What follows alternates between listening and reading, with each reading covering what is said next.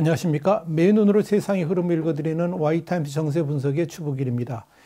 G7 정상들이 모여가지고 반중국 대응을 논의할 예정인 가운데 중국 최고 입법기구가 미국 같은 이런 서방의 제재에 대해서 보복을 할 수 있는 근거를 담은 법안을 통과시켜가지고 그 배경과 앞으로의 중국의 행보가 주목되고 있습니다. 전국인민대표대회, 이걸 전인대라고 그러죠. 이 전인대 상무회의는 10일 베이징 인민대회당에서 회의를 열었습니다. 그래가지고 반외국 제재법 같은 것들을 이제 표결 처리했는데 이걸 이제 중국 중앙TV, 그러니까 CCTV라고 그러죠. 그리고 신화통신을 비롯한 관영 매체들이 일제히 보도를 한 겁니다.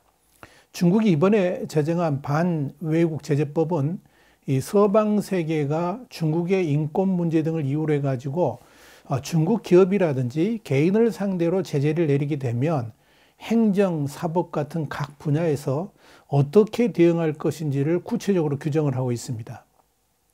그 가운데는 이 중국 기업이라든지 관리들을 상대로 한 외국의 제재에 충실한 그런 개인과 기업에 대해서 비자 발급 거부, 입국 거부, 추방, 자산 압류 이런 조치를 취할 수 있다. 이런 내용도 담겨 있습니다.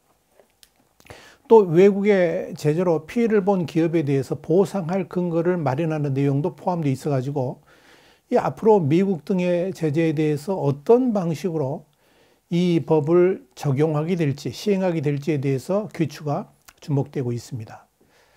그런데 말입니다. 사실 중국은 이미 이 서방 세계의 제재에 대응하기 위해서 중국의 비판적인 서방의 관리라든지 정치인, 학자 등의 중국 입국과 중국 내 거래를 금지해 왔었죠. 또 과거 이 트럼프 정부 당시에 미국 행정부가 국가 안보와 홍콩 및 신장 우이gur 인권 문제들을 이유로 해가지고 수십 건의 제재를 가하게 되니까 중국도 지난해 9월에 미국을 겨냥해가지고 사실상 블랙리스트인 신뢰할 수 없는 기업 명단 관련 규정을 발표했고요. 지난 1월에는 부당한 외국 제재에 따르지 않도록 하는 상부부령을 발표해서 이를 시행 중입니다.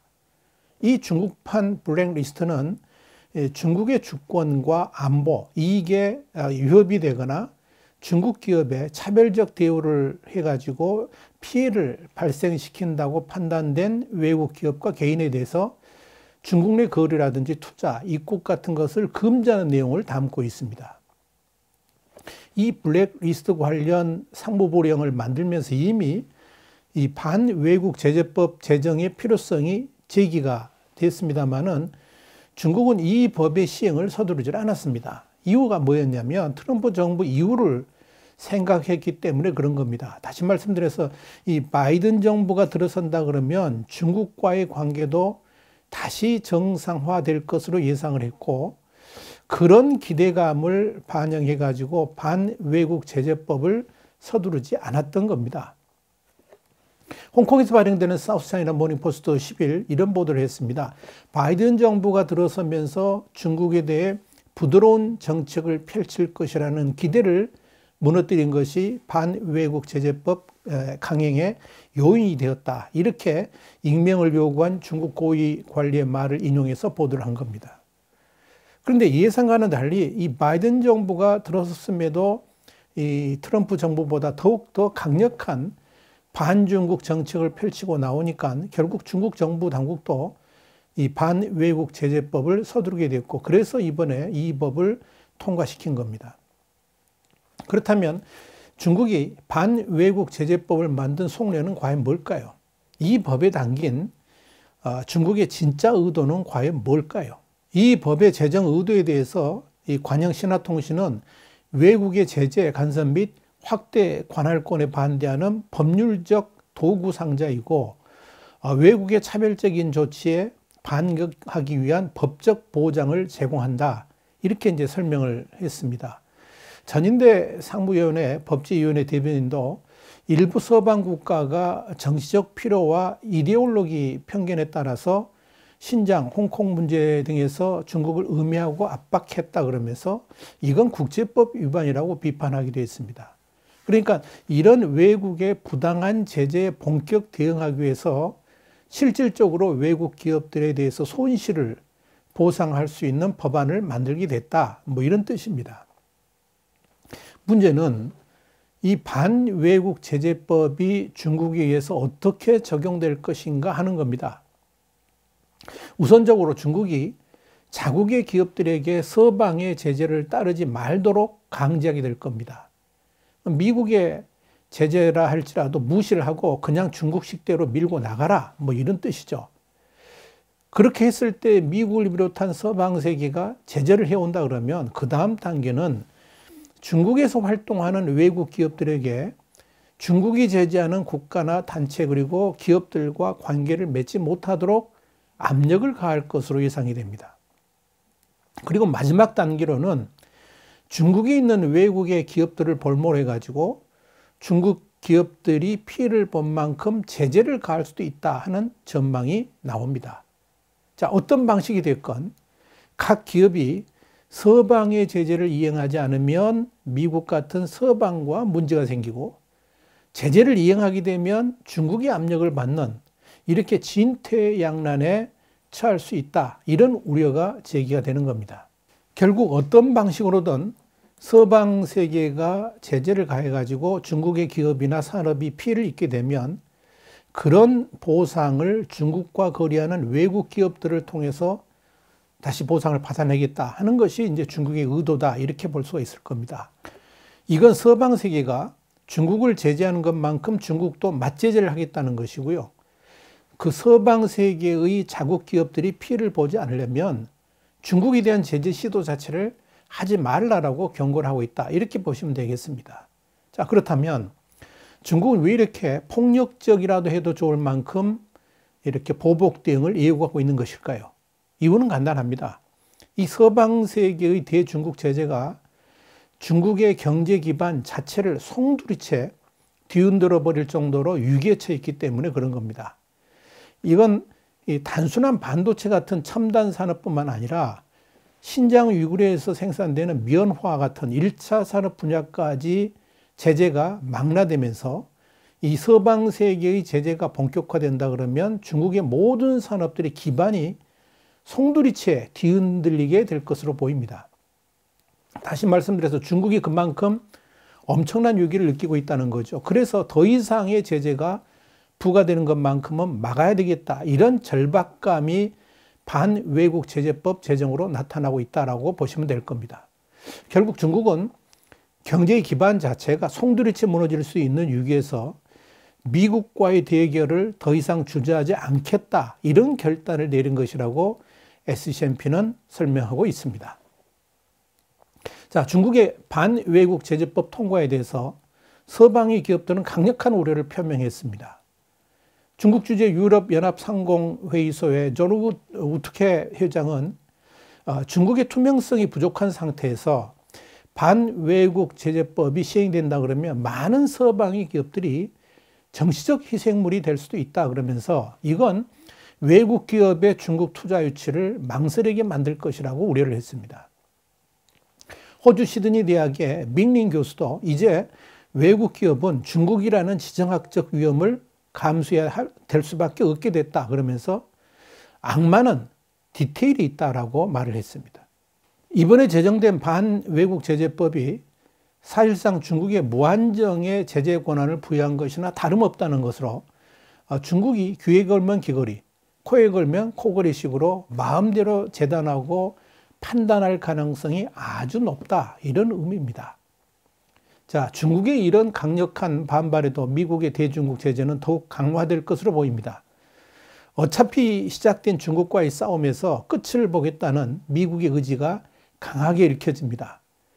바이든 정부는 지난 8일 미국 시간이니까 한국 시간 9일입니다. 반도체, 배터리 등 이 핵심 산업 분야 공급망을 안정적으로 구축하기 위한 전략과 함께 무역 기동 타격대를 행정부 내에 설치해 가지고 이 중국 등의 불공정 무역 관행에 맞서서 싸우기로 했습니다. 여기서 눈여겨볼 게 뭐냐면 무역 기동 타격대입니다. 미국 등의 서방 세계의 대중국 제재 등으로 인해 가지고 공급망의 교란이 온다 그러면 여기에 적극 대처하기 위한 태스크포스를 만들겠다는 것이 핵심입니다. 미국 상무부가 주도하고 교통부, 농무부 등이 이제 참여하는 공급망 교란 TF는 반도체, 건설, 운송 같은 산업 현장 분야의 수요 공급 불일치를 진단하고 해결하는 데 중점을 둡니다. 이것도 미국 단독이 아니라 동맹국들과 힘을 합쳐가지고 중국으로부터 기인되는 시장 혼란에 공동으로 나서겠다, 이런 의미입니다. 그러면서 미국은 지난 3일 중국 기업에 대한 투자라든지 기술 거래를 금지하는 목록, 그러니까 이른바 블랙리스트를 2배 가까이 늘렸습니다. 바이든 대통령은 지난 3일 성명을 통해서 중국 감시 기술을 이용해 가지고 억압 또는 인권 침해를 촉진하는 것은 미국의 국가안보, 외교정책, 경제에 위협에 해당된다 하는 것을 알게 됐다 그러면서 지난해 11월 12일 행정명령이 명시된 국가 비상사태의 범위를 확대해 가지고 위협에 대처하고자 한다라고 밝혔습니다. 그러면서 중국 인민해방군과 연계됐거나 인권 탄압에 쓰이는 제품을 만드는 중국 기업의 기술을 판매하는 것을 금지하는 내용의 행정명령에 바이든 대통령이 서명을 한 겁니다.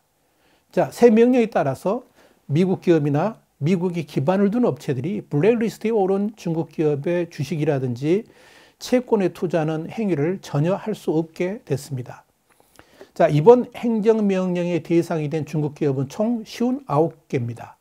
트럼프 정부 때 지정했던 31개 기업에다가 28곳이 추가가 된 겁니다. 백악관은 설명 자료에서 이번 행정명령은 미국과 동맹국의 안보와 민주적 가치를 훼손하는 중국 기업에 대해서 미국의 투자를 집중적이고 광범위한 방식으로 금지할 수 있도록 허용하고 있다라고 설명했습니다. 아울러 이번 조치는 미국 자금이 중국 방위 분야를 지원하는 것을 막고 동시에 중국 감시 기술 기업이 중국 안팎에서 종교와 인종적 소수자들을 감시하고 억압과 심각한 인권 유린을 조장하는 것을 해결할 수 있는 미국 정부의 능력을 확대한다라고 말을 했습니다.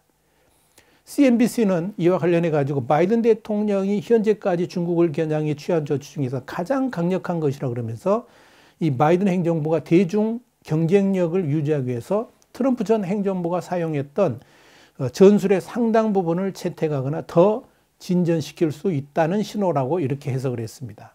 CNBC는 또 백악관이 특히 이 보안과 감시 기술을 바탕으로 인권 탄압에 일조한 기업들을 제재하는 데 초점을 맞췄다, 이렇게 분석을 했습니다. 중국이 얼굴 인식 카메라라든지 전화 스캐너 같은 기술을 자국민과 홍콩 우이구르 지역의 반체제 인사들을 감시하는 데 사용하고 이를 다른 나라에도 수출해 왔다는 주장입니다. 뉴욕타임스는 미 정부 관계자를 인용해 가지고 앞으로도 거래 금지 대상이 되는 중국 기업의 수는 더욱 늘어날 수 있다라고 전했습니다. 자, 미국은 이런 대중국 제재의 효율적 달성을 위해서 영국에서 열리는 G7 정상회의에서 G7 국가는 물론이고 게스트로 참여하는 한국 등의 4개 나라에도 적극적 참여를 요구할 것으로 보입니다. 특히 한국의 경우에 대중 무역 비중이 높은 상황에서 미국의 강력한 요구에 대해서 어떤 선택을 할지 주목됩니다. 결국 미국의 이런 대중국 압박 조치가 현실화된다 그러면 중국은 이번에 제정한 반외국 제재법으로 1차적 보복을 가하게 될 것으로 보입니다. 왕원빈 중국 외교부 대변인도 미국의 이런 강력 제재에 대해서 미국은 법과 시장을 존중하라 그러면서 세계 금융시장 질서와 투자자들의 권익을 해치는 행동을 즉각 중단하라고 촉구했습니다. 이렇게 미국과 중국은 더 이상 물러날 곳이 없는 마지막 싸움을 시작했습니다. 그것도 미국 홀로 중국과 싸우는 것이 아니라 미국이 주도하는 민주주의 동맹과 중국과의 싸움입니다. 그 민주주의 동맹은 쿼드 4국을 비롯해 가지고 G7 국가들 그리고 미국의 동맹국들로 구성이 됩니다. 한국 역시 미국은 당연히 민주주의 동맹의 일원으로 본격 참여할 것이라고 굳게 믿고 있습니다. 그래서 G7 정상회의에 문재인 대통령을 게스트로 초청한 겁니다. 자, 이런 관점에서 이번 영국에서 열리는 G7 정상회의는 여러모로 전 세계의 역사를 새롭게 쓰는 대전환 포인트가 될 가능성이 높습니다. 한국 역시 민주주의 동맹 편에 설 것인지, 그럼에도 불구하고 친중 노선에서 미국의 등을 돌릴 것인지, 이걸 최종 판단하는 자리가 되지 않을까, 이렇게 보여집니다. 화이트타임스 정세 분석이었습니다. 다음 시간에 다시 뵙겠습니다. 감사합니다.